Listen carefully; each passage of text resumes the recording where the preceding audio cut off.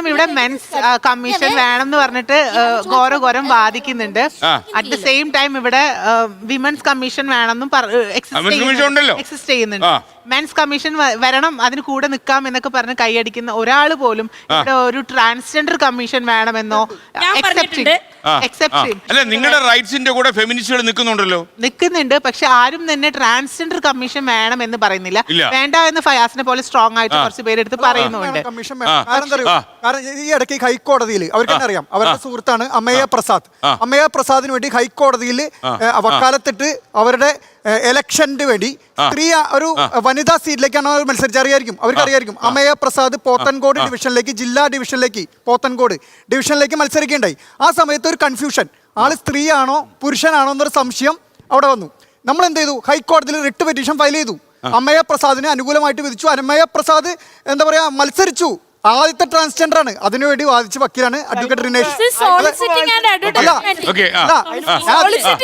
ഞാൻ പറഞ്ഞതാ, ഞാൻ സോളിസിറ്റ് ചെയ്തല്ല, ഞാൻ പറഞ്ഞതാ, ഞാൻ സപ്പോർട്ട് ചെയ്ത കാര്യം പറഞ്ഞതാ, ഞാൻ സപ്പോർട്ട് ചെയ്ത കാര്യം പറഞ്ഞതാ, സോളിസിറ്റ് ചെയ്തല്ല. ആളുകൾ പഠിപ്പിച്ച പെണ്ണുങ്ങളെ പഠിപ്പിച്ചോ എന്നാണ് ഇവർ ചോദിക്കുന്നത്. പക്ഷെ അതിൽ ഞാൻ കഴിഞ്ഞ ദിവസം ഒരു സ്കൂളിൽ ഒരു 2000 പിള്ളേരോളം പഠിക്കുന്ന സ്കൂളിലെ പ്രിൻസിപ്പൾ ഒരു അച്ഛനാണ്. അവരുടെ അടുത്ത് എൻ്റെ മോള് +1 പഠിക്കുന്നത്. അപ്പം 10ാം ക്ലാസ്സിൽ 97 പോയിന്റ് മാർക്ക് ഉണ്ടായിരുന്നു. അപ്പൊ ഇത്തവണ മാർക്ക് കുറവാണല്ലോ അച്ഛൻ എന്നൊക്കെ പറഞ്ഞു. എന്നാ പറ്റി ഉഴപ്പാണോ എന്നൊക്കെ അച്ഛനോട് ചോദിച്ചപ്പോൾ അച്ഛൻ പറയുന്നത് അത് ഈ +1 പൊതുവെ ഉഴപ്പും, പ്രത്യേകിച്ച് ആ സ്ത്രീകള് ആ പെണ്ണുങ്ങളുടെ ഭാഗത്തുനിന്ന് വലിയ കുഴപ്പങ്ങളാണ്. അത് ഞങ്ങൾ കൺട്രോൾ ചെയ്ത് മടുത്തു. ആണുങ്ങളെ നിയന്ത്രിക്കാൻ കുഴപ്പമില്ല, ആൺപിള്ളേരെ നിയന്ത്രിക്കാൻ കുഴപ്പമില്ല, പെൺകുട്ടികളെ നിയന്ത്രിക്കാനാണ് വലിയ പെൺകുട്ടികൾക്ക് പറ്റുന്നത്. ഞാൻ പറഞ്ഞ ഒരു മറുപടി പറയുകയാണ്. അതായത് പെൺകുട്ടികളെ നിയന്ത്രിക്കാൻ അവിടെ ടീച്ചേഴ്സിനോ മാനേജ്മെന്റ് വലിയ പാടാണ്. പിതാവേ, അങ്ങേക്ക് ഒരു സൈക്കോളജിസ്റ്റ് മറുപടി പറഞ്ഞു. ഞാൻ സൈക്കോളജിസ്റ്റ് മാത്രമല്ല, ഇന്ത്യൻ നേവി സ്കൂളിന്റെ കൗൺസിലറും കൂടെയാണ്. അപ്പോ സാറ് പറഞ്ഞ പോലെ ഒരു CBSE നോംസ് പ്രകാരം 500 പിള്ളേർക്ക് ഒരു കൗൺസിലർ എന്നുള്ള രീതി വരെ വന്നു. പക്ഷെ ഞങ്ങൾക്കിപ്പോഴും നേവിയുടെ നോംസിൽ നിന്നുകൊണ്ട് ഈ എൻഡിയർ സ്കൂളിന് ഒരു കൗൺസിലറേ ഉള്ളൂ, അത് ഞാനാണ്. അപ്പൊ ഈ സാർ ചോദിച്ച പോലെ പെൺകുട്ടികൾ മാത്രം ആൺകുട്ടികൾക്ക് പ്രോബ്ലം വരുന്നു എന്ന് പറയുന്ന ഒരു കംപ്ലൈന്റ് നിയന്ത്രിക്കാൻ പാടാണ് എന്ന് പറയുന്നുണ്ടെങ്കിൽ ഞാൻ മനസ്സിലാക്കുന്ന അവിടെ ഒരു നല്ല കൗൺസിലർ ഇല്ല എന്നുള്ളതാണ്. ഇപ്പോ ഹിസ്റ്ററിയിലുള്ള കാര്യങ്ങളെല്ലാം നമ്മൾ നേടിയെടുത്ത കാര്യങ്ങൾ ഒന്നിനെയും ചെറുതായിട്ട് കാണുന്നില്ല. പക്ഷെ അത് വിടുക. ഇപ്പൊ ഫെമിനിസം എന്നുള്ള ഒരു ടേം ആണ് വിഷയമെങ്കിൽ അത് കളയുക. അത് ഒരു കളയുക എന്നുള്ളത് അങ്ങനെ ഒരു അർത്ഥത്തിലല്ല. ഇപ്പൊ ഇവർ അപ്പോസ് ചെയ്യുന്നത് ഫെമിനിസം എന്ന ടോപ്പിക് ഇവർക്ക് അത്ര ആ ഒരു പേരിനോടൊരു പ്രശ്നം ഇവർക്കുണ്ട്. അതും കളയും. ഇപ്പൊ എന്തോ ആയിക്കോട്ടെ, ഓക്കെ വ്യക്തിമാകുന്നതാണ്.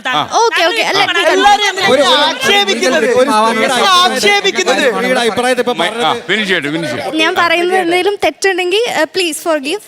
അറ്റത്തിരിക്കുന്ന ഒരു ലേഡി വേറൊരു ആളുടെ കൂടെ പോയി തിരിച്ചു വന്നു കഴിഞ്ഞപ്പോഴത്തേക്കും ഹസ്ബൻഡിന് നേരെ ഫോഴ്സ് കംപ്ലൈൻസ് കൊടുത്തു, വേറെ രീതിയിലുള്ള കംപ്ലൈൻസ് കൊടുത്തു. അത് മെൻ ഫേസ് ചെയ്യുന്ന ഒരു ഇഷ്യൂ ആണ്. ഇപ്പോൾ മാം പറഞ്ഞ പോലെ ഗ്രോപ്പിംഗ് അത് നമ്മൾ ഡെയിലി ഫേസ് ചെയ്യുന്നൊരു ഇഷ്യൂ ആണ്. ഞാൻ കൈപൊക്കിയില്ല, എനിക്ക് ബസ്സിൽ അങ്ങനെ ഒരു അനുഭവം ഉണ്ടായിട്ടില്ല. പക്ഷേ അത് രണ്ടും ഒരേപോലെ, അതായത് ഫെമിനിസം ഇതാണ് ഞാൻ പറഞ്ഞു വന്നത്, വിമനും ഫേസ് ചെയ്യുന്നുണ്ട് മെന്നും ഫേസ് ചെയ്യുന്നുണ്ട്. 2 സിറ്റുവേഷനുകളിലാണ്. ഇതിനെ കോൺസെൻട്രേറ്റ് ചെയ്യാൻ വേണ്ടിയിട്ട് ഫെമിനിസവും വേണ്ട വേറെയും വേണ്ട, അതിന് വേറൊരു ടോപ്പിക് എടുക്കുവാണെങ്കിൽ ഇവർ എഗ്രി ചെയ്യൂ.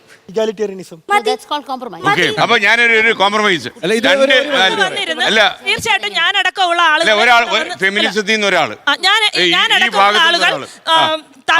അടക്കമുള്ളവർ ഇവിടെ വന്നിരിക്കുന്നത് ഇന്റർസെക്ഷണൽ ഫെമിനിസം ഉണ്ടായിരുന്നത് കൊണ്ടാണ്.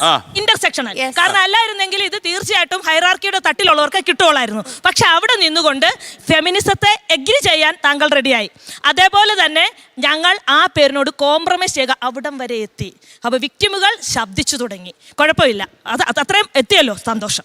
ഇനി ഒരു മറുപടി പോലെ മെയിൽ കമ്മ്യൂണിറ്റിയിൽ വിക്ടിംസ് ഉണ്ട്. മെൻ ഒരു ലീഗൽ ബ്ലൈൻഡ് സ്പോട്ടിലാണ് ഇപ്പൊ നിൽക്കുന്നത്.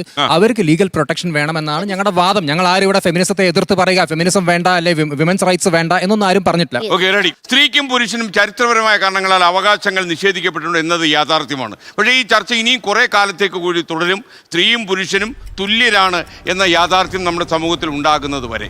ലോകത്തെവിടെയായാലും ഏത് സമയത്തും 24 വാർത്തകളും ഓഗ്മെന്റഡ് റിയാലിറ്റി പാക്കേജുകളും എക്സ്പ്ലെയിനറുകളും വിശദമായി കാണാൻ ഞങ്ങളുടെ YouTube ചാനൽ നിങ്ങൾക്ക് സബ്സ്ക്രൈബ് ചെയ്യാം.